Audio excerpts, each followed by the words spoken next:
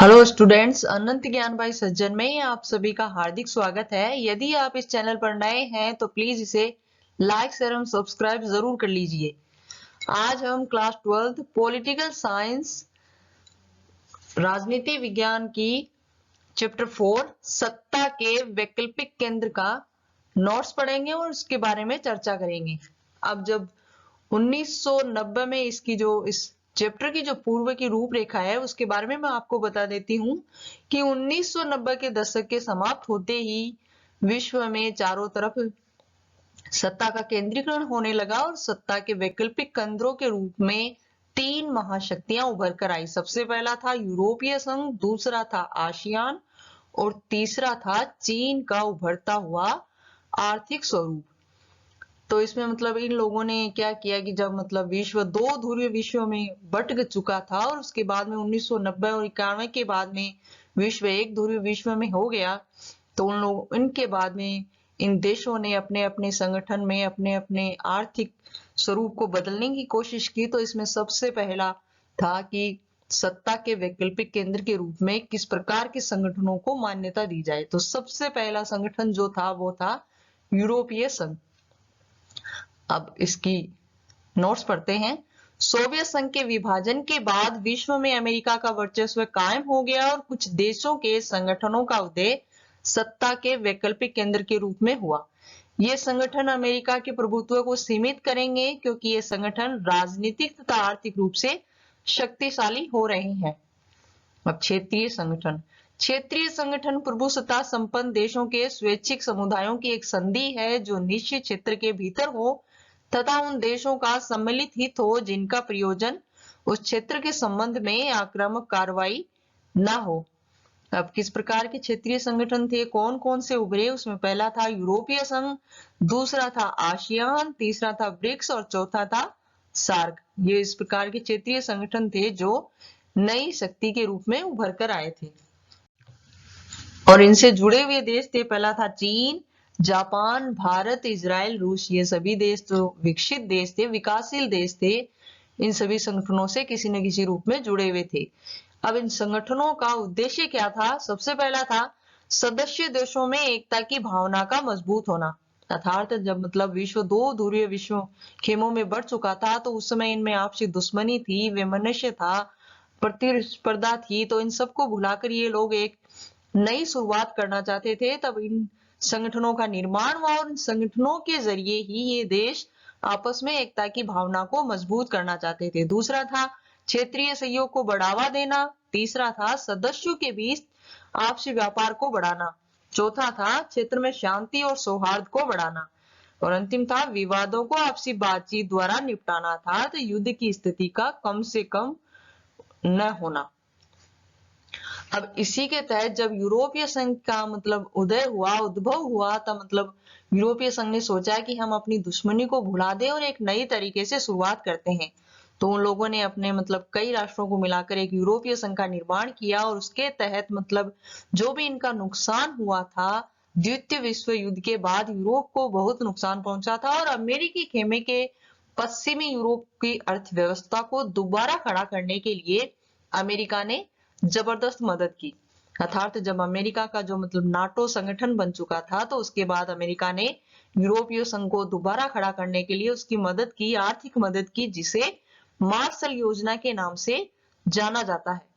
अब मार्शल योजना के तहत 1948 में यूरोपीय आर्थिक सहयोग संगठन की स्थापना हुई। तो ये पॉइंट आप अच्छी तरह याद करना कि मार्शल योजना किसे कहा जाता है। मार्शल योजना है अमेरिकी खेमे के द्वारा पश्चिमी यूरोपीय अर्थव्यवस्था को दोबारा खड़ा करने के लिए की गई मदद ही मार्शल योजना कहलाती है। अब इस मार्शल योजना के तहत क्या क्या उद्देश्य पूर्ण हुए और क्या क्या इसके उद्देश्य थे, नियम थे, वो अब आगे के चैप्टर में पढ़ते हैं। 1949 में यूरोपीय परिषद राजनीतिक मामलों की देखरेख, मतलब 1949 में यूरोपीय परिषद की स्थापना हुई जिसका उद्देश्य था राजनीतिक मामलों की देखरेख करना। 1957 में यूरोपीय इकोनॉमिक कम्युनिस्ट का गठन हुआ। अंत में 1992 में यूरोपीय संघ बना। यूरोपीय संघ की अपनी विदेश नीति, साझी मुद्रा, सुरक्षा नीति आदि है। यूरोपीय संघ आर्थिक सहयोग वाली संस्था से बदलकर ज्यादा से ज्यादा राजनीतिक रूप लेता गया। अर्थात जब यूरोपीय संघ बना तब यूरोप ने अपनी अलग से विदेश नीति, साझी मुद्रा और सुरक्षा नीति व्यवस्थित की और इन लोगों ने मतलब अपना एक अलग ही संघ बनाकर अपनी अर्थव्यवस्था को अलग ही कायम किया और विश्व में यूरोपीय संघ के नाम से इस संगठन को उद्भव हुआ। अब यूरोपीय संघ का गठन, यूएसएसआर अर्थात सोवियत संघ के विघटन ने 1992 में सोवियत संघ के गठन का नेतृत्व किया, जिसने एक आम विदेश नीति और सुरक्षा नीति अर्थात न्याय पर सहयोग और एकल मुद्रा के निर्माण की नींव रखी। अर्थात जब इस संघ का गठन हो गया तो इन्होंने मतलब एक विदेश नीति उन सभी राष्ट्रों के साथ मिलकर जो भी यूरोपीय संघ में थे उनकी एक विदेश नीति, एक ही सुरक्षा नीति और एकल मुद्रा के निर्माण की नींव रखी अर्थात यूरो की नींव रखी। नोट, यूरोपीय संघ ने 2003 में अपना संविधान बनाने का प्रयास किया लेकिन उसमें असफल रहा। मतलब जब इन्होंने अपनी विदेश नीति, एक ही विदेश नीति और एक ही सुरक्षा नीति और एकल मुद्रा के निर्माण की नींव रखी, तब इन्होंने अपना एक ही संविधान बनाने का प्रयास भी किया लेकिन उसमें ये असफल रहे। यूरोपीय संघ के गठन के उद्देश्य, एक समान विदेश व सुरक्षा नीति, दूसरा है आंतरिक मामलों तथा न्याय से जुड़े मामलों पर सहयोग, तीसरा है एक समान मुद्रा का चलन अर्थात यूरो का चलन और वीजा मुक्त आवागमन। ये यूरोपीय संगठन के उद्देश्य थे। और अब इसकी विशेषताएं क्या थी? यूरोपीय संघ की विशेषताएं, पहला था यूरोपीय संघ समय के साथ साथ एक आर्थिक संघ से तेजी से राजनीतिक रूप से विकसित हुआ है। दूसरा है यूरोपीय संघ एक विशाल राष्ट्र राज्य की तरह कार्य करने लगा। मतलब जब ये आर्थिक तौर पर शक्तिशाली हो गया तो ये एक विशाल राष्ट्र राज्य की तरह कार्य करने लगा और एक मतलब विश्व में इसने एक शक्ति के तौर पर अपनी पहचान कायम की। इसका अपना झंडा, गान, स्थापना दिवस और अपनी एक मुद्रा है। अन्य देशों से संबंधों के मामले में इसने काफी हद तक साझी विदेश और सुरक्षा नीति बना ली है। यूरोपीय संघ का झंडा 12 सोने के सितारे के घेरे के रूप में वहां के लोगों की पूर्णता, समग्रता, एकता और मेल मिलाप का प्रतीक है। मतलब जब यूरोपीय संघ का उद्भव हुआ और इन्होंने अपनी एक विदेश नीति और एक मुद्रा और एक स्थापना दिवस कायम किया, मतलब तय कर लिया, मतलब हमारा मतलब यूरोपीय संघ में जितने भी राष्ट्र शामिल हैं उन सबका एक झंडा होगा, एक राष्ट्रगान होगा और एक ही दिन ये अपना स्थापना दिवस मनाएंगे और इन सभी की एक ही मुद्रा है जो कि यूरो के नाम से प्रसिद्ध है। तो इन लोगों ने इस प्रकार से अपनी साझी विदेश नीति और सुरक्षा नीति भी बना ली और इस कारण मतलब इन लोगों ने एकता का परिचय दिया जो कि समाज में, जो कि विश्व में इनकी एकता को प्रदर्शित करता है। यूरोपीय संघ को ताकतवर बनाने वाले कारक या विशेषताएं, मतलब जब इन लोगों ने इतना सब कुछ कर लिया, अपने उद्देश्य को पूर्ण कर लिया, तो ये लोग एक ताकत के रूप में बनकर उभरे। तो इनकी मतलब ताकतवर बनाने वाले जो कारक और विशेषताएं थी वो क्या थी? पहला है आर्थिक रूप से यूरोपीय संघ दुनिया की सबसे बड़ी अर्थव्यवस्था है। 2005 में 12 ट्रिलियन डॉलर से भी अधिक की इसकी जीडीपी थी। दूसरा है राजनीतिक और राजनयिक आधार पर ब्रिटेन और फ्रांस यूरोपीय संघ के दो सदस्य संयुक्त राष्ट्र सुरक्षा परिषद के स्थायी सदस्य हैं, इसलिए इसके पास यूएनओ का भी वर्चस्व है, मतलब उस पर भी इसका एक अधिकार है। रक्षा क्षेत्र में यूरोपीय संघ की संयुक्त सशस्त्र सेना दुनिया में दूसरी सबसे बड़ी सेना है, अर्थात अमेरिका के बाद में इसके पास दूसरी सबसे बड़ी सेना है। इसकी मुद्रा यूरो अमेरिकी डॉलर के प्रभुत्व के लिए खतरा बन गई है। विश्व व्यापार में इसकी हिस्सेदारी अमेरिका से 3 गुना ज्यादा है। इसकी आर्थिक शक्ति का प्रभाव यूरोप, एशिया और अफ्रीका के देशों पर है। यह विश्व व्यापार संगठन के अंदर एक महत्वपूर्ण समूह के रूप में कार्य करता है। इसका एक सदस्य देश फ्रांस सुरक्षा परिषद का स्थायी सदस्य है। इसमें नहीं लिखा है, ब्रिटेन भी इसका स्थायी सदस्य है सुरक्षा परिषद का। इसके चलते यूरोपीय संघ अमेरिका समेत सभी राष्ट्रों की नीतियों को प्रभावित करता है। अर्थात यूरोपीय संघ से ब्रिटेन और फ्रांस सुरक्षा परिषद के स्थायी सदस्य हैं जो कि अमेरिका समेत सभी राष्ट्रों की नीतियों को प्रभावित करते हैं और इनके पास वीटो पावर भी है। तो ये थे इसको ताकतवर बनाने वाले कारक और विशेषताएं जिसके कारण यूरोपीय संघ सबसे बड़ी दुनिया की ताकत के रूप में उभर कर आया है। यूरोपीय संघ का सदस्य देश फ्रांस परमाणु शक्ति संपन्न भी है और साथ ही ब्रिटेन भी है। अधिराष्ट्रीय संगठन के तौर पर यूरोपीय संघ आर्थिक, राजनीतिक और सामाजिक मामलों में दखल देने में सक्षम है। क्योंकि एक ताकत के रूप में उभरा है तो यह अंतरराष्ट्रीय संगठन के तौर पर आर्थिक, राजनीतिक और सामाजिक मामलों में दखल भी दे सकता है। यूरोपीय संघ की कमजोरी, अर्थात इतना ताकतवर होने के बाद भी इसकी कुछ कमजोरियां हैं जो है स्पष्ट है। पहला है, इसके सदस्य देशों की अपनी विदेश और रक्षा नीति है जो कई बार एक दूसरे के खिलाफ भी हो जाती है, जैसे इराक पर हमले के मामले में। यूरोप के कुछ हिस्सों में यूरो मुद्रों को लागू करने को लेकर नाराजगी है। डेनमार्क और स्वीडन ने मॉस्ट्रिच संधि और साझी यूरोपीय मुद्रा यूरो को मानने का विरोध किया है। यूरोपीय संघ के कई सदस्य देश अमेरिकी गठबंधन में भी थे। ब्रिटेन यूरोपीय संघ से जून 2016 में एक जनमत संग्रह के द्वारा अलग हो गया है। अब जो दूसरी शक्ति है, जो सत्ता का वैकल्पिक केंद्र था, वो था आसियान के रूप में उभरा। अब आसियान क्या है? आसियान का पूरा नाम है दक्षिण पूर्व एशियाई राष्ट्रों का संगठन। अगस्त 1967 में इस क्षेत्र के 5 देशों इंडोनेशिया, मलेशिया, फिलीपींस, सिंगापुर और थाईलैंड ने बैंकॉक घोषणा पत्र पर हस्ताक्षर करके आसियान की स्थापना की। अर्थात शुरू में जब अगस्त 1967 में इसकी स्थापना थी, उस समय इसके स्थापक देश थे इंडोनेशिया, मलेशिया, फिलीपींस, सिंगापुर और थाईलैंड। मतलब स्टार्टिंग में इसके सिर्फ 5 ही सदस्य देश थे। बाद में Brunei, Darussalam, Vietnam, Laos, Myanmar और कंबोडिया को शामिल किया गया और इनकी सदस्य संख्या 10 हो गई। मतलब अब वर्तमान में आसियान की सदस्य संख्या 10 है। अब इस संगठन के उद्देश्य क्या है? पहला है सदस्य देशों के आर्थिक विकास को तेज करना, दूसरा है इसके द्वारा सामाजिक और सांस्कृतिक विकास हासिल करना, तीसरा है कानून के शासन और संयुक्त राष्ट्र संघ के नियमों का पालन करके क्षेत्रीय शांति और स्थायित्व को बढ़ावा देना। अर्थात जो मतलब 1990 के बाद में जितने भी ये आर्थिक संगठन उभरे थे, इन सभी का एक ही मुख्य उद्देश्य ये था कि अपने अपने सदस्य देशों का, अपने से जुड़े राष्ट्रों का आर्थिक विकास करना, सामाजिक और सांस्कृतिक विकास करना और विश्व के मानचित्र में अपने को इस तरह ताकतवर स्थापित करना ताकि दूसरा देश मतलब उस पर उसकी संप्रभुता पर आक्षेप ना कर सके। आसियान शैली, अनौपचारिक, टकराव रहित और सहयोगात्मक मेल मिलाप का नया उदाहरण पेश करके आसियान ने काफी यश कमाया है। इसे ही आसियान शैली कहा जाने लगा है। अब आसियान शैली किसे कहा जाता है? मतलब आसियान का प्रमुख उद्देश्य था आर्थिक विकास तेज करना, सामाजिक और सांस्कृतिक विकास हासिल करना और क्षेत्रीय शांति और स्थायित्व को बढ़ावा देना।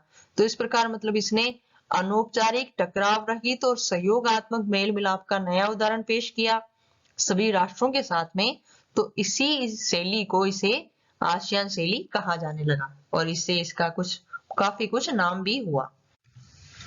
आसियान के प्रमुख स्तंभ, आसियान सुरक्षा समुदाय, आसियान आर्थिक समुदाय, सामाजिक सांस्कृतिक समुदाय। अब आसियान सुरक्षा समुदाय है क्षेत्रीय विवादों को सैन्य टकराव तक न ले जाने की सहमति पर आधारित है। मतलब जो इसके स्तंभ है जिन पर ये खड़ा है, इसके आधार स्तंभ है। पहला है आसियान सुरक्षा समुदाय। तो इससे तात्पर्य है कि आसियान ज्यादा से ज्यादा ये कोशिश करता है कि क्षेत्रीय विवादों को सैनिक टकराव तक न ले जाकर उसे आपसी सहमति पर निपटाया जाए, अर्थात युद्ध की स्थिति न उत्पन्न होने देना। दूसरा है इसका आसियान आर्थिक समुदाय। इसका उद्देश्य है आसियान देशों का साझा बाजार और उत्पादन आधार तैयार करना तथा इस क्षेत्र के सामाजिक और आर्थिक विकास में मदद करना, मतलब आर्थिक रूप से सभी राष्ट्रों को संपन्न करना। आसियान सामाजिक सांस्कृतिक समुदाय का उद्देश्य है कि आसियान देशों के बीच टकराव की जगह बातचीत और सहयोग को बढ़ावा दिया जाए। अब आसियान का विजन दस्तावेज 2020। आसियान तेजी से बढ़ता हुआ एक महत्वपूर्ण क्षेत्रीय संगठन है। इसके विजन दस्तावेज 2020 में अंतर्राष्ट्रीय समुदाय में आसियान की एक बहुमुखी भूमिका को प्रमुखता दी गई है। आसियान द्वारा भी टकराव की जगह बातचीत को बढ़ावा देने की नीति से ही यह बात निकली है। आसियान का क्षेत्रीय मंच, 1994 में आसियान क्षेत्रीय मंच की स्थापना की गई जिसका उद्देश्य सभी देशों की सुरक्षा और विदेश नीतियों में तालमेल बिठाना है। आसियान की उपयोगिता और प्रासंगिकता, अर्थात मौजूदा विश्व में इसकी क्या प्रासंगिकता है?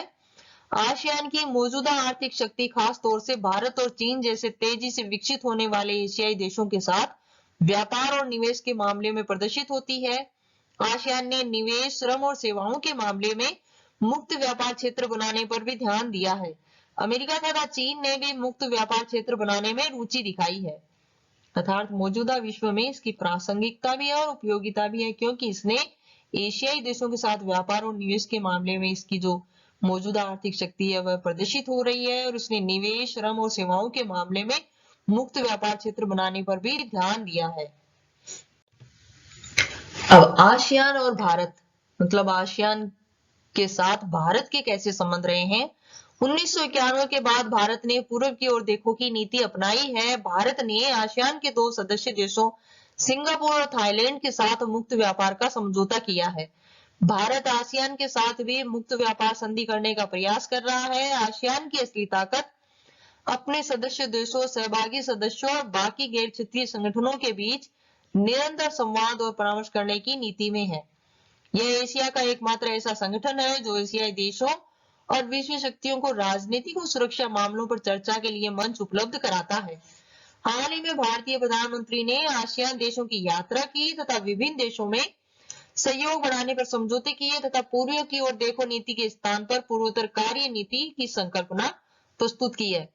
अर्थात वर्तमान में भारत भी आसियान को एक शक्ति के तौर पे देख रहा है और उसने इससे सहयोग करने का फैसला लिया है। तो उसने इसके मतलब इसके साथ व्यापार करने की जो व्यापार का भी समझौता किया है। इसे जो सदस्य देश है सिंगापुर और थाईलैंड, और इसकी मतलब आसियान की असली ताकत है अपने सदस्य देश, सहभागी सदस्य और बाकी गैर क्षेत्रीय संगठनों के बीच निरंतर संवाद और परामर्श बनाए रखने की नीति है। तो इस प्रकार आसियान एक ऐसा संगठन है जो एशियाई देशों और विश्व शक्तियों को राजनीतिक और सुरक्षा मामलों के लिए मंच उपलब्ध कराता है। और इसने मतलब इसकी जो इसी के कारण इसके जो उद्देश्य हैं और इसका जो प्रभाव है, इसी के कारण अब भारत भी इसकी तरफ स्थानांतरित हो रहा है। इसी के अंतर्गत वर्ष 2018 के गणतंत्र दिवस समारोह में आसियान देशों के राष्ट्राध्यक्षों को मुख्य अतिथि के रूप में आमंत्रित किया गया था। अर्थात भारत ने भी इसके साथ सहयोग की नीति अपनाई है। अब अगला संगठन है सार्क। सार्क का पूरा नाम दक्षिण एशियाई क्षेत्रीय सहयोग संगठन है और इसकी स्थापना 8 दिसंबर 1985 को हुई थी। सार्क की स्थापना के समय भारत, पाकिस्तान, बांग्लादेश, नेपाल, भूटान, मालदीव, श्रीलंका समेत 7 देश शामिल थे। बाद में इसमें अफगानिस्तान भी शामिल हुआ और इसका मुख्यालय काठमांडू अर्थात नेपाल में है। अब सार्क का उद्देश्य क्या है? दक्षिणी एशिया के देशों में जनता के विकास एवं जीवन स्तर में सुधार लाना, आत्मनिर्भरता का विकास करना, आर्थिक विकास करना, सांस्कृतिक एवं सामाजिक विकास करना, आपसी सहयोग, आपसी विवादों का निपटारा, आपसी विश्वास बढ़ाकर व्यापार को बढ़ावा देना। पूर्व की ओर देखो नीति। अब भारत ने जब 1991 में पूर्व की ओर जो देखो नीति अपनाई, इससे पूर्वी एशिया के देशों जैसे आसियान, चीन, जापान और दक्षिण कोरिया से उसके आर्थिक संबंधों में बढ़ोतरी हुई। चीन का विकास। अब तीसरी जो शक्ति थी, सत्ता का वैकल्पिक केंद्र था, वह था चीन। अर्थात इन दोनों शक्तियों के बाद चीन का नंबर आता है। चीन ने किस प्रकार अपने आप को आर्थिक रूप से सशक्त किया और किस प्रकार वह एक शक्ति के रूप में बनकर उभरा। 1949 की क्रांति के बाद द्वारा चीन में साम्यवादी शासन की स्थापना हुई। शुरू में यह साम्यवादी अर्थव्यवस्था को अपनाया गया था, लेकिन इसके कारण चीन को निम्नलिखित समस्याओं का सामना करना पड़ा। चीन ने समाजवादी मॉडल खड़ा करने के लिए विशाल औद्योगिक अर्थव्यवस्था का लक्ष्य रखा और इस उद्देश्य को प्राप्त करने के लिए अपने सारे संसाधनों को उद्योग में लगा दिया। चीन अपने नागरिकों को रोजगार, स्वास्थ्य सुविधा और सामाजिक कल्याण योजनाओं का लाभ देने के मामले में विकसित देशों से भी आगे निकल गया, लेकिन बढ़ती जनसंख्या विकास में बाधा उत्पन्न कर रही थी। मतलब चीन ने जब अपने समाजवादी मॉडल को खड़ा करने के लिए विशाल औद्योगिक अर्थव्यवस्था का लक्ष्य रखा और इस व्यवस्था को प्राप्त करने के लिए उसने सारे संसाधन उद्योग में लगा दिए और उसने अपने सभी नागरिकों को रोजगार, स्वास्थ्य सुविधा और सामाजिक कल्याण की योजनाओं का लाभ देने में भी वह विकसित देशों से आगे निकल गया। लेकिन ये सब जब वह विकसित की राह पर था तो उसकी बढ़ती जनसंख्या उसके विकास में बाधा उत्पन्न कर रही थी। कृषि परंपरागत तरीकों पर आधारित होने के कारण वहां के उद्योगों की जरूरतों को पूरा नहीं कर पा रही थी। मतलब कृषि भी जो मतलब राज्य उसके राष्ट्र के अधिकार में होने के कारण अपने पुराने तरीकों पर ही आधारित थी। इसके कारण वहां के उद्योगों की जरूरतों को पूरा नहीं कर पा रही थी। तो इसके कारण चीन ने इस सभी नीतियों में सुधार करने की कोशिश की। तो उसने जो क्या क्या सुधार किए वे निम्न है। चीन की सुधारों की पहल। चीन ने 1972 में अमेरिका से संबंध बनाकर अपने राजनीतिक और आर्थिक एकांतवास को खत्म किया। अर्थात चीन ने सबसे पहला कदम उठाया अमेरिका से अपने संबंध बनाए ताकि राजनीतिक और आर्थिक जो कमी है वो दूर की जा सके। 1973 में प्रधानमंत्री चाउ एन लाई ने कृषि, उद्योग, सेवा और विज्ञान प्रौद्योगिकी के क्षेत्र में आधुनिकीकरण के 4 प्रस्ताव रखे। 1978 में तत्कालीन नेता देंग सियाओपिंग ने चीन में आर्थिक सुधारों और खुले द्वार की नीति की घोषणा की। अर्थात उन्होंने कहा कि हमसे व्यापार करो और व्यापार के जरिए हमसे जुड़ो ताकि आपको ज्यादा से ज्यादा फायदा, आपकी मुद्रा हमारे देश में आ सके। 1982 में खेती का निजीकरण किया गया। 1998 में उद्योगों का निजीकरण किया गया और इसके साथ ही चीन में विशेष आर्थिक क्षेत्र अर्थात स्पेशल इकोनॉमिक जोन की स्थापना की गई। चीन 2001 में विश्व व्यापार संगठन में शामिल हो गया। इस तरह दूसरे देशों के लिए अपनी अर्थव्यवस्था खोलने की दिशा में चीन ने एक कदम और बढ़ाया। मतलब जो उसने सुधार किए उसके कारण उसके पास में मतलब दूसरी करेंसी मतलब दूसरी मुद्रा उसके पास आ चुकी थी, उसके कारण वह व्यापार कर सकता था और इसके कारण वह विश्व व्यापार में संगठन में शामिल हो गया और उसने अपनी अर्थव्यवस्था खोलने की दिशा में उसने मजबूत कदम उठाया।